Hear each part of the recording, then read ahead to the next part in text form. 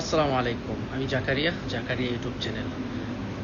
সংযুক্ত আরব আমিরাতে সরকার নতুন একটি আইন জারি করেছে, যে আইনটি হচ্ছে যারা ফার্মেসিতে জব করেন বা ফার্মেসিতে জব নেওয়ার চিন্তা ভাবনা করতেছেন, অথবা যারা এই আপনার এরকম মাদক দ্রব্য বা লাইসেন্স ছাড়া কেউ যদি আসলে নেশা জাতীয় কোনো ঔষধ বিক্রি করে, তাহলে তাদের জন্য কিন্তু কঠোর একটা ব্যবস্থা নেবে।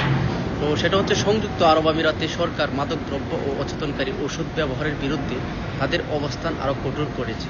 কারণ সম্প্রতি জারি করা নতুন ফেডারেল ডিগ্রি আইনে প্রেসক্রিপশন ও লাইসেন্স সংক্রান্ত বিধানে বড় পরিবর্তন আনা হয়েছে। নতুন এই আইনে স্পষ্টভাবে উল্লেখ করা হয়েছে, প্রেসক্রিপশন ছাড়া মাদক জাতীয় ঔষধ ও সরবরাহ করলে কোনো ফার্মেসি ছাড়া দেওয়া হবে না।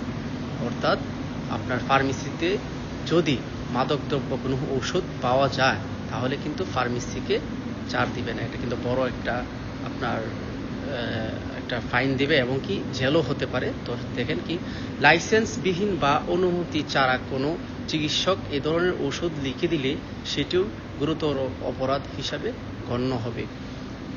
এই দুবাই আসলে এই ধরনের অপরাধের জন্য যে শাস্তি নির্ধারণ করেছে দুবাইয়ের সরকার, এবং সেটি হচ্ছে ন্যূনতম 5 বছর জেল হতে পারে এবং কি কমপক্ষে 50,000 দিরহাম আপনার আর্থিক জরিমানা দিতে হতে পারে না, দিতে হবে।